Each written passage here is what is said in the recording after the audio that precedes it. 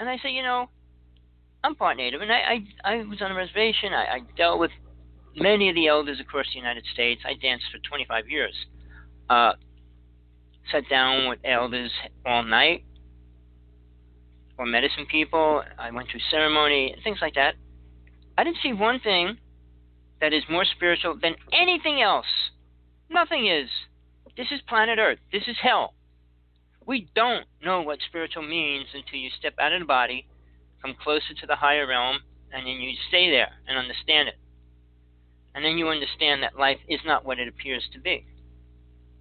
It's kindergarten at any level, no matter how you look at planet Earth. The top scientists are still playing with an erector set or a chemistry set. I mean, my brother and I did it. I learned from him because he was a chemist. Yeah, how to make a bomb, and it's easy. I mean, there was a book told you how to make bombs and weapons and all kinds of things on it. Anarchist Cookbook, and you still could find it online. It tells you how to make all kinds of things, do all different things, protection against this, that, or the other thing. But a bomb, you just need 3 ingredients to make gunpowder. I used to make rockets and things like that because my brother was a chemist, and I used to just take some of the chemicals and mix them together and stuff like that. But does it help mankind? Does anything we create? And I hate to say this. Do your own research. Do your proof to yourself. Get a paper and pencil. Sit there and go through your brain. Write down all the things that made this world a better place. Don't name Tesla. Don't name what he invented. And I'll give you a reason why. Put all the names down of things that made planet Earth more spiritual. Religion, spirituality, creating a spirituality word, and try to give it a definition. What toy, which are man's best thing, a toy, what artifact, what entity did we create that makes the world a more spiritual place? Think about it. Then write something down. Write something down. One thing. And you're going to find it's almost impossible.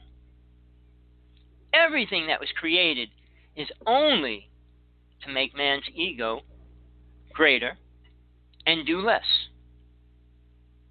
And if I could get everybody to do everything for me, I don't have to do nothing and just make money. There's nothing spiritual about that. But now, think about all the drugs that they have out there. They're all toxic to the human body. Every food that they're putting out there is more toxic than it has ever been.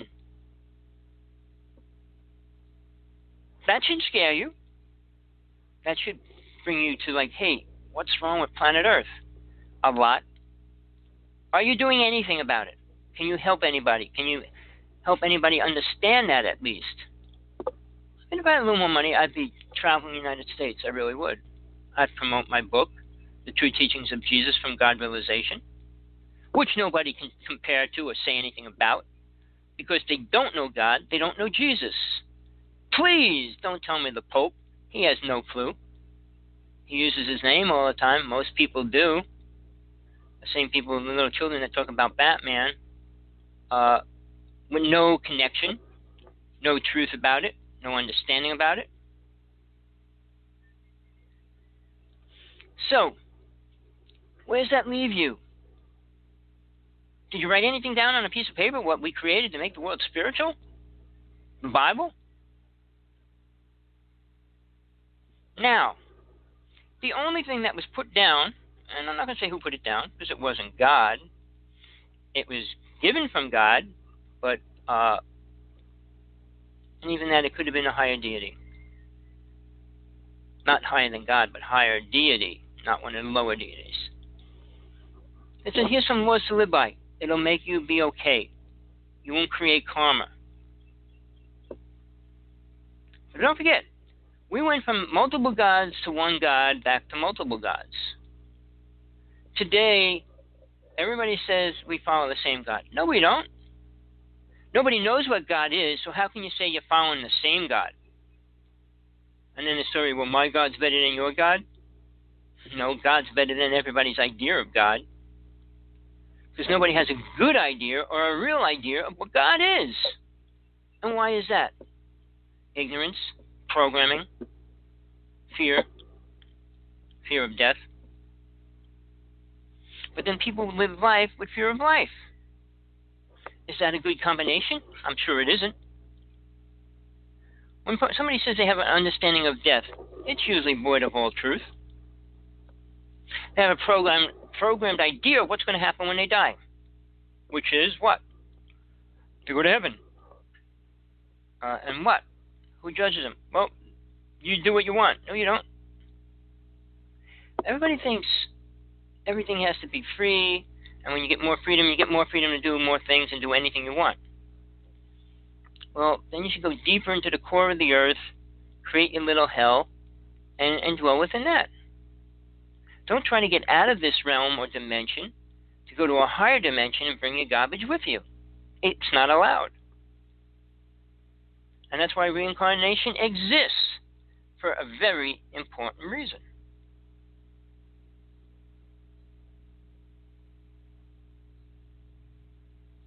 Heaven is a man-made word. The names we use are man-made. So when people say God talked to him, he doesn't talk in words or man's perverted, twisted ideas of what life is all about.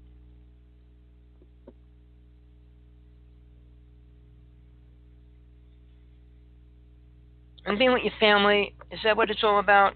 What if you don't have a family? What if you didn't get married? What if you don't have a girlfriend? You're going to go to heaven and suffer for infinity?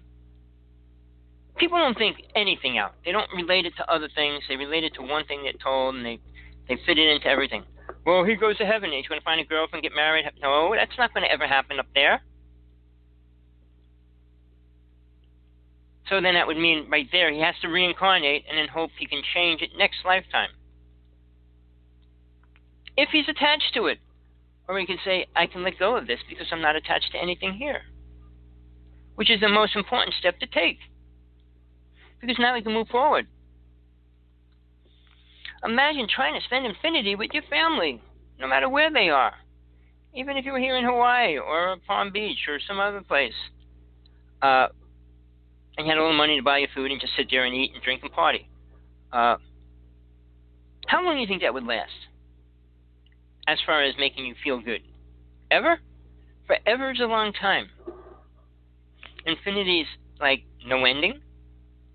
So would it be that important to say out of all the different families you had in multiple lifetimes and in one lifetime, the person that you're with, even if you got separated, divorced, or whatever, you want to be with her? What makes you think? See, it's always this perfect scenario. Your mother and you were really close. They loved you. They died. So, yeah, I want to be with them.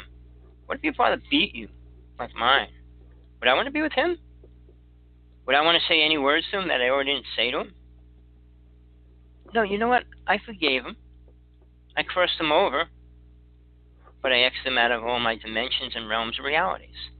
Because the father that took care of me wasn't my true father, which was not a good thing anyway, but he did serve 12 years as my father. Beating me and everything else, abusing me, and the whole thing. So yeah, would I want to be in heaven with him? You think there would be a table where I want to sit down and hang out with him? To say hi for any reason? Now, my grandfather was my idol. And he could have been any boy's idol if they would have known him. He was the best man that I ever met on this planet, by who and what he was and what he did. Sure, I don't know any dark secrets within him that he could have had. And I wasn't empathic at the time, so he died when I was young, so I had no... When I became empathic, he was no longer here, so I couldn't actually understand that or know that. But we each have to deal with a lot more than we ever try to. We're so ingrained with an idea and a program that truth doesn't fit in. And it's getting sick because mankind just gets sicker. presidents, vice presidents, and Congress, they all should be taken out. And new people appointed with a brain, with feelings, with compassion. Other countries. China's not going to change. China is preparing for war. Whether it's with Germany, Russia, or us, we're in trouble. Or they're in trouble, however you want to look at it. A war will break out. But in the interim, Russia is dealing with the United States in a great way. I don't think people understand what really went down, what the importance behind it is. And believe it or not, all this stuff that's going on doesn't have to do with God. Is God allowing it? Yes. But does it have anything to do with God directly? No. If I told you there's 6 alien races that are the problem, you don't have to believe it. The ones that control the New World Order, the Illuminati, and all those words and stuff, who's in charge of that? And why? Why would you want to take over the world? What are you going to do? What do you need?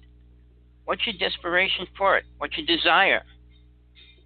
People don't want to know any of that because it's just too complicated, too much, and they don't want to accept it as reality. But why would a person kill another person? Why would a person kill other people in another country? More to the fact. Well, they don't believe what we think they should believe. Well, I just wrote a story, another letter online.